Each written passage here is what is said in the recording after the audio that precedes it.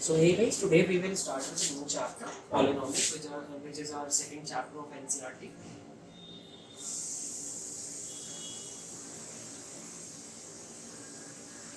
So starting with the definition, polynomials होते क्या?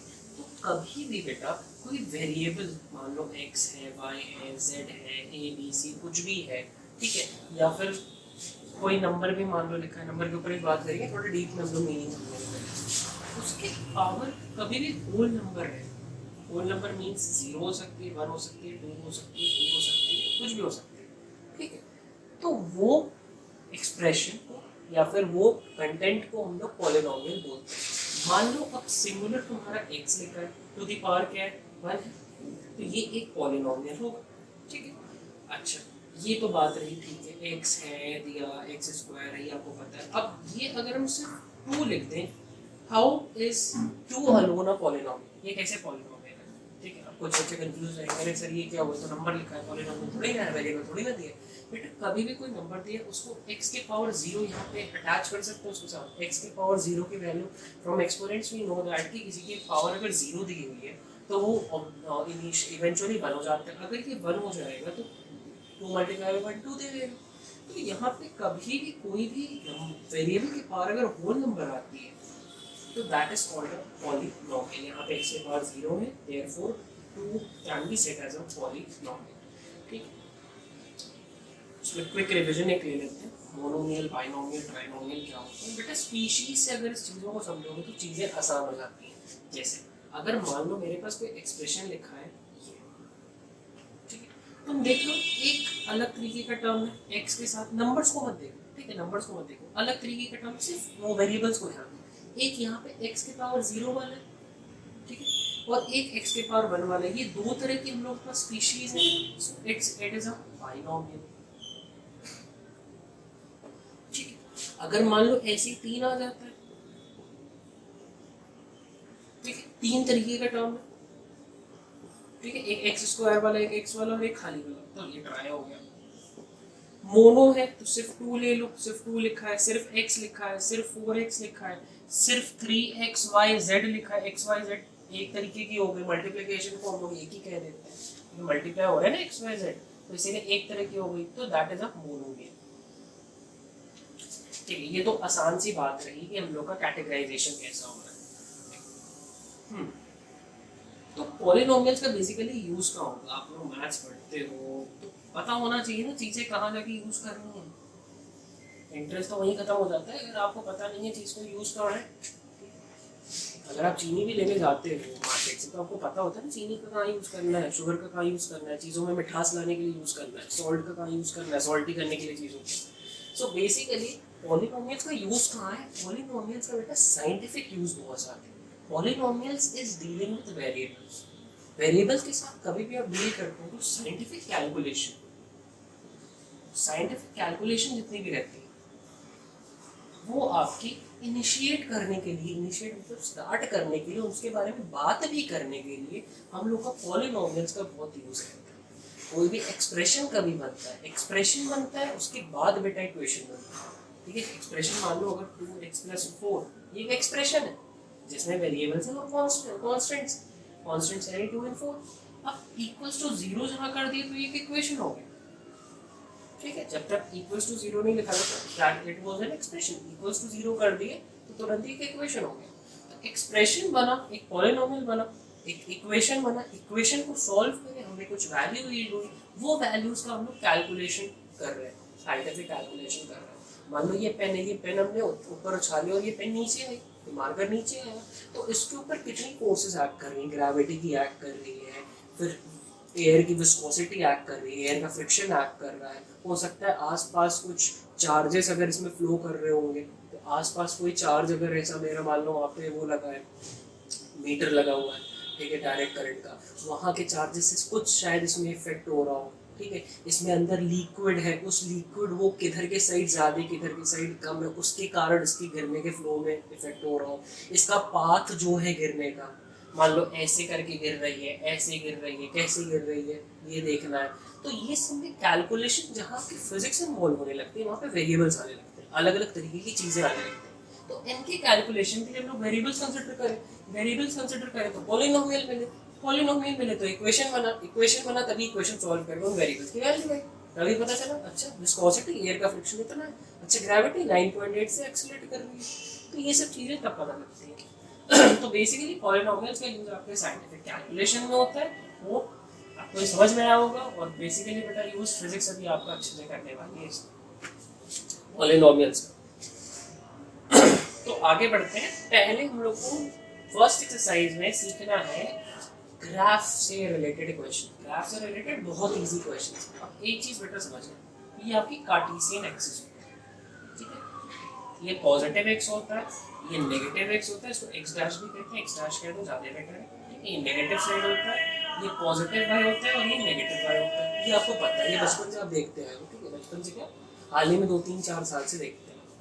तो ये कार्टेशियन एक्सिस पे कभी भी हम लोग कोई ग्राफ प्लॉट करते हैं, कोई फंक्शन क्या है बेटा, फंक्शन कुछ नहीं, मान लो कोई पॉलिनोमियल लिखा है 2x + 3, ठीक है, इसका अगर तुम ग्राफ प्लॉट कर दो, ग्राफ मतलब x और इक्वल्स टू y कर देते हो इस चीज को, ठीक है, कोई मान लो अगर पॉलिनोमियल दिया, मान लो लेट्स से कोई पॉलिनोमियल 2x + 3 दिया है, ठीक है, पहले इक्वल्स टू y कर देते हो, बेटा x की वैल्यू जैसे जैसे देखो चेंज हो रही है, y में वैसे वैसे चेंज आ रहा है, ऊपर नीचे जा रहा है, ठीक है, जैसे जैसे x में चेंज कर रहे हो y में चेंज हो रहा है, तो यही चेंज को हम लोग एक प्लॉट करते हैं तो एक ग्राफ बनता है।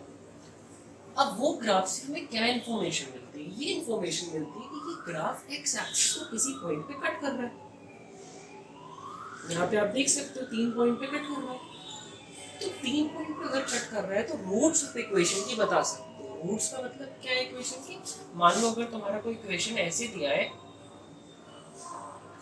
तो आप उसको रूट्स बता सकते हो, ये पॉलिनोमियल है, ठीक है, मान लो इक्वल्स टू 0 लिख देते हैं, इक्वल्स टू 0 क्यों, मतलब ये पॉलिनोमियल 0 कब हो रहा है, ये पॉलिनोमियल y था, y कंसीडर कर लिया था, इस पूरे को y कंसीडर कर लिया था, ये y की वैल्यू 0 कब हो रही है, देखो y 0 है ना इस पॉइंट पे, तो जिस पॉइंट पे y आपका 0 हो रहा है that is called roots of equation, ठीक है। तो अगर 3 बार x एक्सिस को कट करा, 3 बार 0 हुआ तो इसके रूट्स कितने हैं, 2, ठीक है, इनको रूट्स यूजुअली पहली रूट को अल्फा, दूसरी रूट को बीटा और तीसरी रूट को गामा कहा जाता है, और अगर आपसे कहा जा रहा है तो अल्फा बीटा गामा आपके दिमाग में भी चलनी चाहिए कि that are the roots of the equation. अच्छा, कभी कभार रूट्स आप कुछ भी ले सकते हो, ए बी सी, आपका जो मन है वो ले सकते हो, लेकिन अल्फा बीटा गामा हम लोग जनरल पर्पसेस के लिए हम लोग लेते हैं।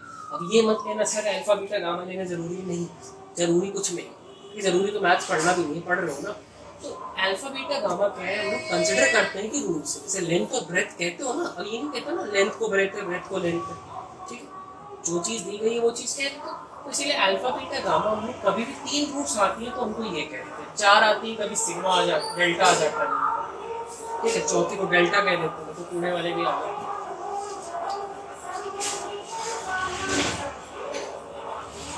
तो बेसिकली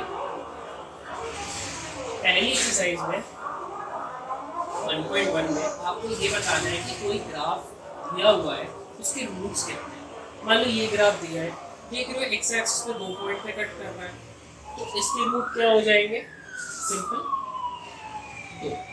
अगर 2 रूट्स हैं तो आपको पता होना चाहिए ऐसा कौन सा इक्वेशन है जिसके 2 रूट्स होते हैं। पिछले क्लासेस में थोड़ा सा ग्लिम्स मिला हुआ है क्वाड्रेटिक इक्वेशन का, ठीक है, अगर 2 रूट्स हैं तो बेटा क्वाड्रेटिक होते हैं, क्वाड्रेटिक में 2 वैल्यू आती थी ना, अल्फा और बीटा, अल्फा बीटा 2 रूट्स आते थे अल्फा बीटा, ठीक है, अब नहीं पता अल्फा बीटा क्या थे तो 2 रूट्स थे, 2 जीरोस थे, जीरोस मतलब इसमें y 0 हो जा रहा है, y देखो 0 हो जा रहा है इसमें। सो बेसिकली ये 2 रूट आए तो this is a graph for a quadratic equation, तो क्वाड्रेटिक इक्वेशन में 2 रूट्स। अब बताइए इसके कितने रूट्स होंगे, एक नए टाइप का क्वेश्चन है, थोड़ा कॉम्पिटिटिव लेवल का क्वेश्चन भी है, तो इसके बेटा एक भी रूट्स नहीं होंगे क्योंकि ये कट नहीं कर रहा, तो क्या ये क्वाड्रेटिक इक्वेशन नहीं है, ये क्वाड्रेटिक इक्वेशन है, ठीक है, बट इसके रूट्स जो कि रियल रूट्स है वो नहीं, ठीक है, अभी आप रियल नंबर्स रिसेंटली पढ़े हो तो इसके रियल रूट्स नहीं बेटा, इसके इमेजिनरी रूट्स है, ठीक है, इमेजिनरी का कॉन्सेप्ट अभी आप लोगों को नहीं दिया गया, बट अभी के लिए जान लो कि अगर कट नहीं कर रहा है तो उसके रियल रूट्स नहीं, इसके इमेजिनरी रूट्स हो सकते हैं, ठीक है, हो सकते हैं क्या होंगे, सकते हैं कुछ नहीं, आइदर रियल होंगे आइदर इमेजिनरी। ये रियल इमेजिनरी का कॉन्सेप्ट थोड़ा सा आपको क्वाड्रेटिक इक्वेशन में दिया जाएगा, जो कि आपका चैप्टर 4 पढ़ रहा है। तो एक दो क्वेश्चन रिलेटेड इसी से कर लेते हैं फर्स्ट एक्सरसाइज से। मान लो ऐसे कोई दिया हुआ है, देख लो 3 बार कट करा तो 3 रूट्स हैं। एक बार ऐसे करके जा रहा है, देखो 2 रूट्स हैं। मान लो ऐसे चला गया तो देखो एक ही रूट है। तो बेसिकली अगर आपको ऐसे टाइप के ग्राफ्स दिए गए हो और पूछा जाए what are the roots for the following equation, you can find out when they cut the X axis. अच्छा, इतना क्लियर हो जाना चाहिए अब तक। ये बेसिकली आपके एमसीक्यूज में पूछा जा सकता है, ऐसा क्वेश्चंस बहुत ज़्यादा नंबर के नहीं आते। पता होना चाहिए लॉजिक है। रूट्स क्यों हुई? क्योंकि y 0 हो जा रहा था, राइट। अच्छा, ये तो रहा आपकी फर्स्ट एक्सरसाइज में की बात। सेकंड एक्सरसाइज की बात करने से पहले कुछ बातें क्लियर कर लेते हैं क्वाड्रेटिक इक्वेशन के बारे में, थोड़ा सा ग्लिम्स ले लेते हैं क्वाड्रेटिक। तो सेकंड एक्सरसाइज स्टार्ट करने से पहले थोड़ा सा हम लोग क्वाड्रेटिक इक्वेशन का ग्लिम्स ले लेते हैं। ग्लिम्स क्या है इक्वेशन का? क्वाड्रेटिक इक्वेशन का कभी भी एक जनरल क्वाड्रेटिक इक्वेशन, ध्यान से कान खोल के सुन लेना बात क्या कही जा रही है। एक जनरल क्वाड्रेटिक इक्वेशन इस फॉर्म का होता है। एक जनरल क्वाड्रेटिक इक्वेशन इस फॉर्म का होता है, और इस फॉर्म में आपको नोट करना चाहिए बेटा a, b and c are constants जो क्वाड्रेटिक इक्वेशन के रहते हैं, ठीक है। इनको आप जब सॉल्व करते हो तो आपको 2 रूट्स मिलती है, एक अल्फा और एक बीटा जिनका नाम है, ठीक है। इनको सॉल्व करते हो, सॉल्व कैसे करते हो क्वेश्चन लिखे बताया जाएगा अभी रुक जाओ। तो सॉल्व करते हो तो अल्फा बीटा रूट्स मिलती है। अल्फा बीटा रूट्स क्या है बेटा? अल्फा बीटा ऐसी वैल्यूज हैं जो यहाँ पे अगर x की जगह रख दी जाए तो ये पूरा इक्वेशन 0 हो जाएगा, ठीक है। So basically alpha beta are the zeros of the equation. Zeros क्यों कहा गया, रूट्स क्यों कहा गया, इनको रखे यहाँ पे तो ये पूरा इक्वेशन 0 हो गया, ठीक। तो ये चीज आपको क्लियर है। अब आपको कुछ फॉर्मूलेज हैं जो पता होना चाहिए। जो 2 रूट्स आएंगे उनको अगर प्लस कर दोगे तो वो -b/a की इक्वल हो जाएगा। b और a कांस्टेंट्स पहले भी लिखवाए गए क्वाड्रेटिक इक्वेशन के भी वही है, ठीक है। और साइन के साथ रखने और b, a और b जैसा साइन रहेगा वैसे ही रखने हैं आप। और अल्फा इनटू बीटा की वैल्यू हो जाती है c/a, ठीक है। ये सिंपल सी बात है। अच्छा, अगर बेटा तुम्हारा a की वैल्यू 1 हो जाती है, अगर a बाई द वे 1 हो जाता है, सॉल्यूशन एक बार करा जाएगा तो एक बार और एक्सप्लेन करेंगे ये चीज क्या करते हैं। तो डायरेक्ट तुम क्वाड्रेटिक इक्वेशन पता है ऐसे लिख सकते हो, x² plus alpha plus beta x plus alpha into beta is equals to 0। ये डायरेक्टली तुम लिख सकते हो, ठीक है। अगर तुम्हारा a की वैल्यू 1 हो जाए तो directly you can form the quadratic equation. अगर तुम्हें मान लो अल्फा बीटा दिए हो और डायरेक्टली तुम ये क्वाड्रेटिक इक्वेशन लिख सकते हो, बट इसका लॉजिकल तरीका भी बताया जाएगा। पहले एक दो क्वाड्रेटिक इक्वेशन देख लिया जाए, उसको कैसे सॉल्व करते हैं ये भी सीख लिया। आपकी 2 ही एक्सरसाइज है, सिलेबस तो बहुत रिड्यूस हो गया। तो आपका एक एनसीईआरटी में क्वेश्चन दिया हुआ है 3x² - x - 4 इक्वल्स।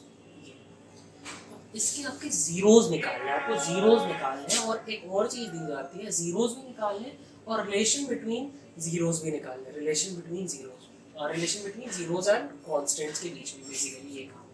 तो वो फॉर्मूला जो आपको दिया गया है alpha plus beta is equals to -b/a, alpha into beta is equals to c/a, इसका ही यूज करना है। कैसे करना है बता, पहले इसको सॉल्व करने की बेटा बात करें। कैसे सॉल्व करोगे? ये वाला 4 देख लो और ये वाला 3 देख लो, इनको मल्टीप्लाई करो। पहले x² के कोएफिशिएंट और 4 को मल्टीप्लाई करो। मल्टीप्लाई करने पे क्या आता है? 4 3 = 12 होता है, ठीक है। अब 12 का प्राइम फैक्टराइजेशन कर लीजिए, ठीक है। ये प्राइम फैक्टराइजेशन 12 का होता है।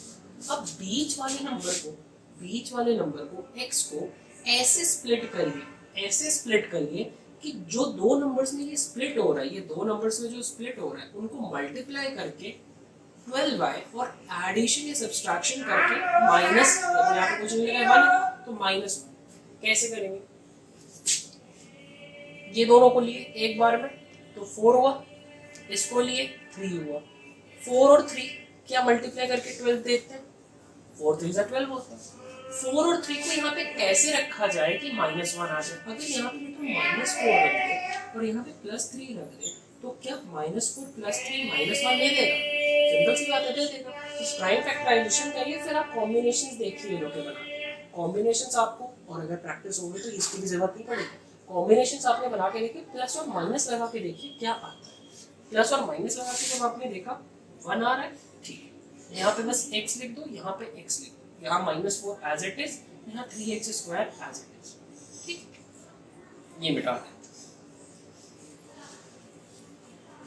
अब सिंपल ये दोनों में देखो क्या कॉमन ले सकते हो, x कॉमन ले सकते हो, ले लो, तो 3 बचा और x बचा, ये सिर्फ 4 बचा, सिर्फ 4 ले लो, ठीक है।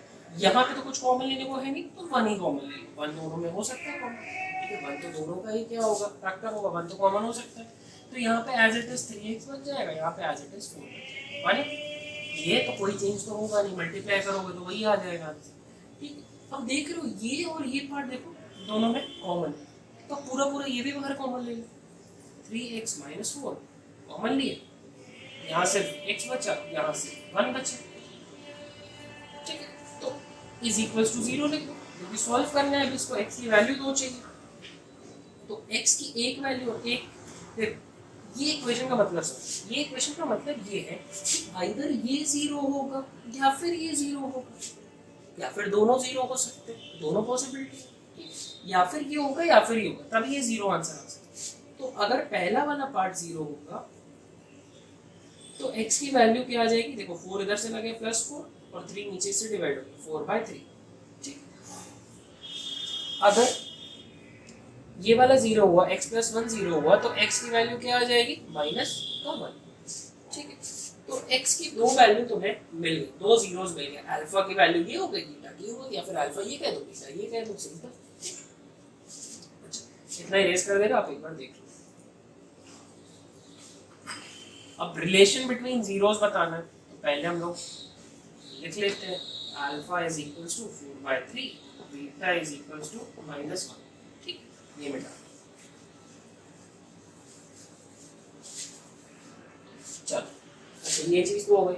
अब क्या करा जाए, अब ये relation between zeros and constants देखना है, कैसे देखोगे फिर, अल्फा प्लस बीटा की वैल्यू क्या होगी, अल्फा प्लस बीटा 4/3 माइनस का 1, ठीक, प्लस माइनस तो माइनस ही हो जाएगा, देख लो एक बार अच्छे से दिखा, प्लस करें और ये बीटा -1 था, तो 4/3 -1 हो गया, ठीक है, एलसीएम ले लिए 3 आ गया, ये 4 आ गया, ये 3 बार में जाएगा और ये 3 से मल्टीप्लाई हुआ, ये भी 3 से मल्टीप्लाई हुआ, लाइक फ्रैक्शन बना लिया, तो 4 - 3 1 होता है, और 3 नीचे आ गया, 1/3 वाली वैल्यू। अब यहाँ से देखो निकाल के वैल्यू कोशिश करो, a b/a थी, b/a थी माइनस का, तो -b/a की वैल्यू देखो क्या है,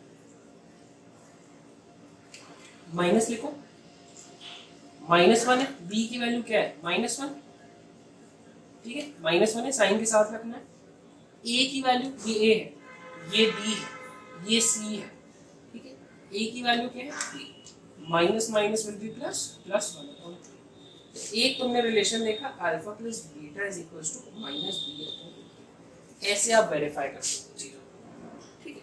एक बार अल्फा प्लस बीटा निकाला, b/a निकाला और देखा भी दोनों सेम, तो ये चीज आपने एक वेरीफाई कर, सिंपल, ठीक। इसी तरह अल्फा इंटू बीटा के लिए कर लो,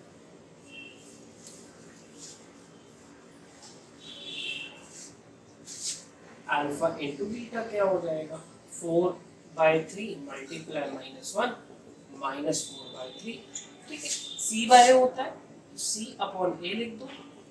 अब बहुत लोग पूछेंगे सर ये सब कहाँ से आ रहा है, ये सब बेटा हम लोग डिराइव करें, डेरिवेशन हम लोग का पार्ट नहीं है, बट अगर आपको समझना हो ऐसे ही, अगर आपको अच्छा लगे कि डेरिवेशन कहाँ से है, तो एक बार कमेंट में बता देना, तो उस पर भी एक छोटी सी वीडियो डाल देंगे, शॉर्ट्स के रूप में डाल देंगे, बहुत ईजी डेरिवेशन है, कुछ ज़्यादा है। अच्छा, c/a आया, ये c/a आया, c की वैल्यू क्या है -4, a की वैल्यू क्या है 3, देखो इक्वल हो गया, तो alpha into beta is equals to c/a, ये भी प्रूव हो गया। तो ये रिलेशन बिटवीन जीरो अगर दिया रहता है तो ये कर दीजिएगा, इसलिए नोट कर लीजिए, पॉज करके नोट कर लिया करिए।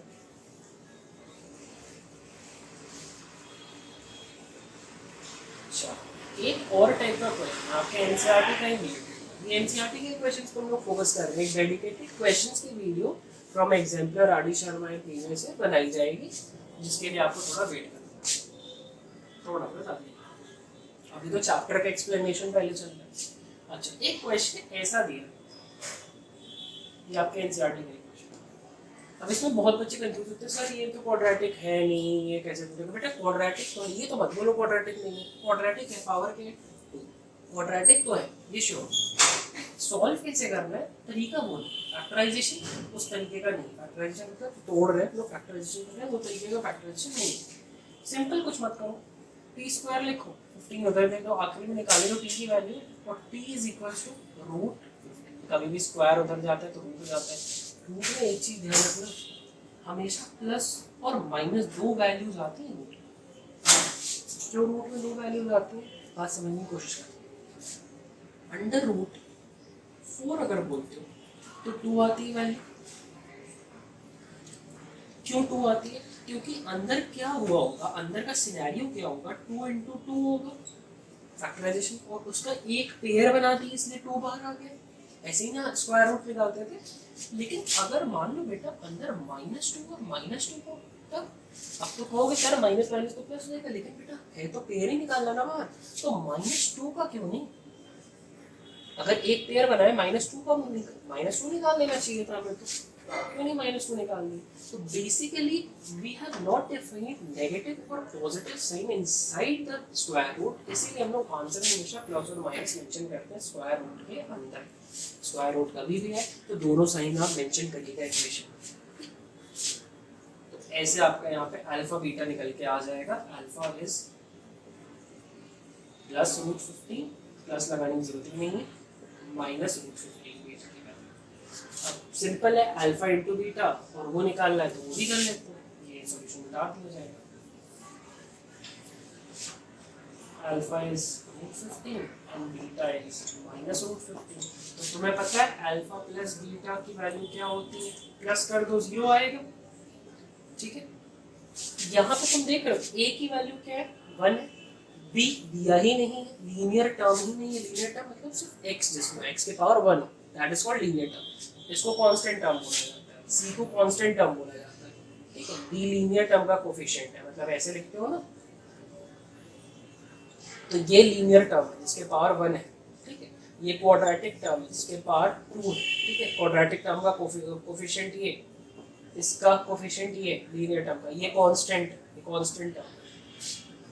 ये सब पता होनी चाहिए, क्वेश्चन में पूछ कभी कभार दे देता है इसके रिलेटेड ही, ठीक है। तो b की वैल्यू क्या है, b की वैल्यू कुछ नहीं दी इसलिए 0 है। c की वैल्यू क्या है, -15 है, कांस्टेंट टर्म, ठीक है। यहाँ पे रख के देखो, अल्फा प्लस बीटा क्या होता है, -b/a, अल्फा इंटू बीटा क्या होता है, c/a, रख के देखो, -b/a यहाँ पे देखो, -b/a की वैल्यू क्या है, b की वैल्यू 0, a की वैल्यू 1, तो 0, तो alpha plus beta is equals to -b/a। Similarly alpha into beta कर लो, मल्टीप्लाई कर लो, मल्टीप्लाई करोगे तो 15 आ जाएगी, माइनस की 15 आ जाएगी, माइनस के मल्टीप्लाई और माइनस का 15 आ जाएगी। c/a होता है, c की वैल्यू क्या है, -15, a की वैल्यू 1, अल्फा इंटू बीटा, ये देखो इक्वल हो जाएगा, अपॉन 1 में तो कोई दिक्कत ही नहीं है। ये तो क्लियर हो गया। ऐसे टाइप का क्वेश्चन आप सॉल्व ऐसे करेंगे। अच्छा, moving on to the second type of question, तो आपके एनसीईआरटी में ही गिवन है, ये एनसीईआरटी से ही हम लोग कर लेते हैं, बेस क्लियर हो जाएगा, उसके ऊपर का महल बनाएंगे बाद। तो एक ऐसा आपको क्वेश्चन दिया रहता है where you have been given zeros, तो यहाँ पे अब आपका सेकंड टाइप ऑफ क्वेश्चन आता है। सेकंड टाइप ऑफ क्वेश्चन क्या है, जिसमें you have been given roots and आपको क्वाड्रेटिक इक्वेशन फ्रेम, मान लो 2 रूट्स दिए हैं, मींस अल्फा इज गिवन -1 और beta is given, then you have to form the quadratic equation. तो इसके बेटा 2 तरीके हैं, एक तो है डायरेक्ट तरीका और एक है इनडायरेक्ट तरीका। इनडायरेक्ट तरीका ज़्यादा फीजिबल है, समझने में आसान है, तो पहले इनडायरेक्ट तरीका आप समझो। इनडायरेक्ट तरीका क्या है, आपको पता है अल्फा प्लस बीटा क्या होता है, c/-b/a, ठीक है। अल्फा प्लस बीटा की वैल्यू क्या होगी, इन दोनों को प्लस कर दो, -1/4 +1, माइनस बी अपॉन यहाँ पे इसको सॉल्व करो, नीचे 1 आ जाएगा तो इसमें क्या हो गया, 4 नीचे आ गया, माइनस 1 इधर आ गया, प्लस 4 इधर आ गया। 4 क्यों आया, लाइक फ्रैक्शन बनाया, कंफ्यूज एकदम नहीं होना, is equal to minus B upon A. यहाँ पे सॉल्व करोगे 3 आ जाएगा, माइनस 1 प्लस 4 पॉजिटिव 3 आएगा और माइनस बी अपॉन, ठीक है, माइनस को इधर तो minus 3 upon 4 is equal to B upon A आ गया, ठीक है। इसको एक बॉक्स में रख, इसको बॉक्स में रखें, ये अल्फा प्लस बीटा वाले सिनेरियो से निकला, ये इरेज कर दिया जा रहा है। अल्फा इंटू बीटा क्या होता है, सी अपॉन ए होता है, इसको मल्टीप्लाई कर लो, माइनस 1 अपॉन 4 मल्टीप्लाई बाय 1, कुछ फर्क ही नहीं पड़ेगा, सी अपॉन ए होता है, सी अपॉन ए लिखो, ठीक, minus 1 upon 4 is equal to C upon A. अच्छा एक चीज जान लेना, क्वेश्चन यूजुअली डिफरेंस ऐसे ही करते हैं, अभी आगे क्वेश्चन एक दो कराते हैं उसमें तुम्हें बताया जाएगा कि क्या डिफरेंस हो जाता है। ए की वैल्यू देखो यहाँ पे भी 4 रेफर कर रही है और ए की वैल्यू यहाँ पे भी 4 रेफर कर रही है, तब हम लोग कह सकते हैं कि बी की भी वैल्यू -3 होगी और सी की भी वैल्यू -1 होगी, ठीक है। अगर ए की वैल्यू सेम नहीं होती तो बेटा हम लोग सेम बनाते, कैसे बनाते, लाइक फ्रैक्शन में किसी तरह कन्वर्ट करते, ठीक है। एग्जाम्पल अभी दिए देते हैं, उसका इक्वेशन कराएंगे उसमें, ठीक है। तो यहाँ पे तुम्हें पता चल गया ए की वैल्यू क्या आई 4, बी की वैल्यू क्या आई -3 और सी की वैल्यू क्या आई -1, ये बेटा दो सीधे इक्वेशन तुम्हें पता है जनरल क्या होती है, ax square plus bx plus c is equal to c, ठीक है। ये क्वाड्रेटिक इक्वेशन है, इक्वेशन है ये पॉलीनोमियल, क्वाड्रेटिक पॉलीनोमियल, इक्वेशन कब होगी, इक्वल टू 0 करेंगे, इक्वेशन पूछे इक्वल टू 0, इक्वेशन नहीं पूछे पॉलीनोमियल पूछे कोई इक्वल टू लगाने की जरूरत नहीं है, ठीक। a की वैल्यू यहाँ पे रखो 4x स्क्वायर, b की वैल्यू रखो -3x, c की वैल्यू रखो माइनस का 1, साइन देखो प्लस लगा था, प्लस माइनस माइनस हो गया, यहाँ पे भी माइनस प्लस माइनस हो गया, ये आपका क्वाड्रेटिक पॉलीनोमियल बन गया। ऐसे बनाते हैं क्वाड्रेटिक पॉलीनोमियल, ये तो एक था सीधा क्वेश्चन। अब मान लो अगर तुम्हें मान लो अगर एक तरह का क्वेश्चन अगर ऐसे दिया है तुम्हारे एनसीईआरटी का, ये 4 and 1, ठीक है, अगर ये दिया है तो देखो बेटा इनडायरेक्ट तरीके से हम लोग करेंगे तो क्या करेंगे, alpha is equal to 4, beta is equal to 1, ठीक है। Alpha plus beta direct value आ जाएगी अल्फा प्लस बीटा की 5 जो कि माइनस बी अपॉन ए होती है, तो बी अपॉन ए की वैल्यू क्या आ गई -5/1, ठीक है। अच्छा ये अल्फा इंटू बीटा करके देख लो, अल्फा इंटू बीटा क्या होगा 4 × 1 4, सी बाय ए होती है तो 4/1, ए की वैल्यू देखो 1 रेफर कर रही है, ए की वैल्यू 1, बार बार रेफर क्यों बोल रही है, अगर बाई द वे बेटा यहाँ पे अगर 2 आ जाता, यहाँ पे अगर 1 आ जाता तो इसको किसी तरह 2 और 2 से ऊपर नीचे मल्टीप्लाई करके ए की वैल्यू दोनों जगह 2 करते, ठीक है, कोशिश करते हैं, डिवाइड का साइन नहीं, अगर 2 हो जाता वैल्यू तो बात हो गई, अभी 2 नहीं अभी 1 ही 1 तो चेंज करने की जरूरत नहीं है। तो ए की वैल्यू देखो दोनों तरफ 1 रेफर कर रही है, तो बी की वैल्यू -5 हो जाएगी, सी की वैल्यू 4 हो जाएगी, तो यहाँ पे डायरेक्ट लिख लो a is equal to 1, b is equal to -5, c is equal to 4, ठीक है। अब इक्वेशन बना लो ax square plus bx plus c, ठीक है, इक्वेशन में सॉरी पॉलीनोमियल, तो a की वैल्यू तुम्हारी क्या है 1 है, तो x स्क्वायर बस लिख दो, 1 लिखने की तो जरूरत ही नहीं होती, b की वैल्यू क्या है -5 है, -5x, c की वैल्यू क्या है, c की वैल्यू तुम्हारी है 4, तो c की वैल्यू 4 लिख लो, ये तुम्हारा पॉलीनोमियल बन गया। ये तो था इनडायरेक्ट तरीका। अब डायरेक्ट तरीके से कैसे कर सकते हो, डायरेक्ट तरीके से ऐसे कर सकते हो, देखो एक चीज तुम लोगों को क्लियर होगी, अल्फा इतना दिमाग में क्लियर हो जाना चाहिए, अल्फा प्लस बीटा में जब बी अपॉन ए सी अपॉन ए जब भी हम लोग कर रहे हैं अल्फा इंटू बीटा में भी ए की वैल्यू हमेशा 1 ही आएगी, ये दिमाग में आ गया। कैसे आ गया, क्योंकि देखो प्लस करोगे तो फ्रैक्शन जो फ्रैक्शन नहीं मिलेगा, फ्रैक्शन बनाने के लिए अपॉन 1 लिखना ही पड़ेगा, क्योंकि ये फ्रैक्शन में नहीं है। तो अगर फ्रैक्शन में वैल्यूज नहीं है तो डायरेक्ट क्वेश्चन कर सकते हो। कैसे कर सकते हो direct, starting of the chapter में बताया गया था, स्टार्टिंग ऑफ द चैप्टर में इंट्रोडक्शन में पॉइंट लेके बताया गया था कि अगर x a का कोफिशिएंट 1 है तो डायरेक्ट इक्वेशन तो ऐसे लिख सकते हो,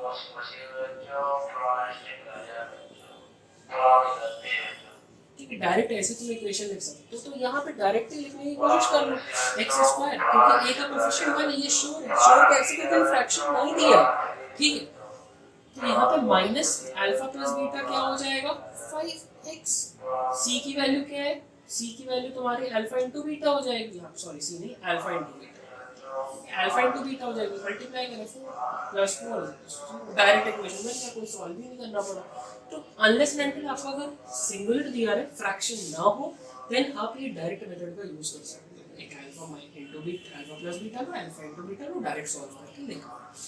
एक और क्वेश्चन इसी पे बेस्ड करा दिया जाए, ठीक है, डायरेक्ट मेथड से। मान लो अगर 1 और 1 दिए हैं तब कैसे करोगे, 1 और 1 अगर दिए हैं, रूट्स अल्फा की वैल्यू 1 है, बीटा भी 1 है, तो सिंपल सी बात है एक्स ये होती है हम लोग का। अगर फ्रैक्शन में नहीं दिए हैं तो डायरेक्ट हम लोग ये लिख सकते हैं minus alpha plus beta x plus alpha into beta is 0। तो x square minus alpha plus beta करो 2x, अल्फा इंटू बीटा 1 हो जाएगी प्लस 1 क्वेश्चन सॉल्व हो गया, ठीक। तो ये डायरेक्ट तरीके से आपका सॉल्व हो जाएगा क्वेश्चन। एक और क्वेश्चन ले लेते हैं,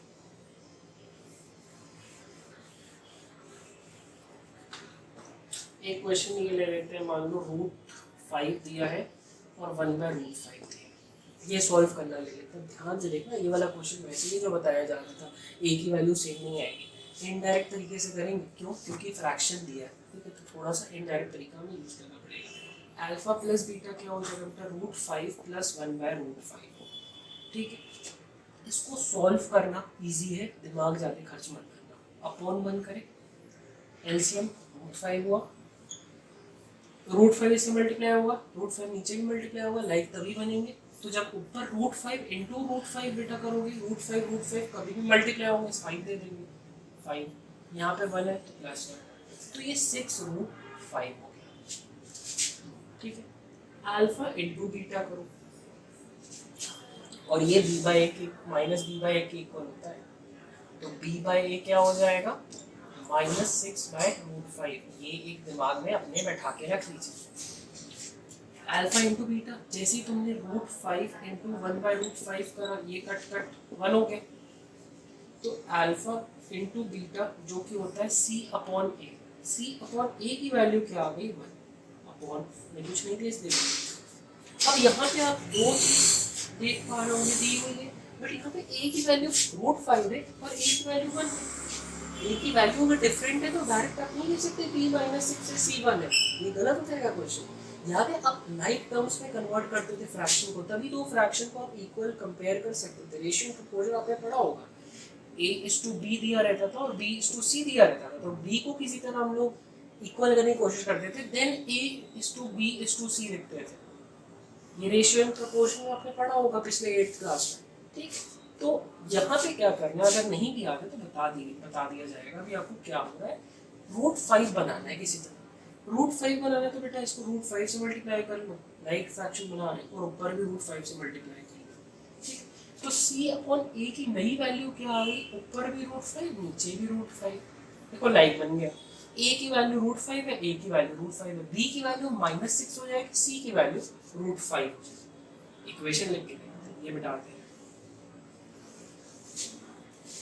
इक्वेशन क्या है ax² + bx + c, equation sorry polynomial, बार-बार इक्वेशन निकलना है, क्वाड्रेटिक इक्वेशन एक्चुअली में पढ़ोगे ना तो इक्वेशन हर जगह बोला जाता है, इसलिए थोड़ा सा वो हो गया दिमाग में। तो a की वैल्यू क्या है x √5x², b की वैल्यू क्या है -6x, c की वैल्यू क्या है √5 + √5b, ठीक, इक्वल टू 0। ये हमारा क्वाड्रेटिक पॉलीनोमियल,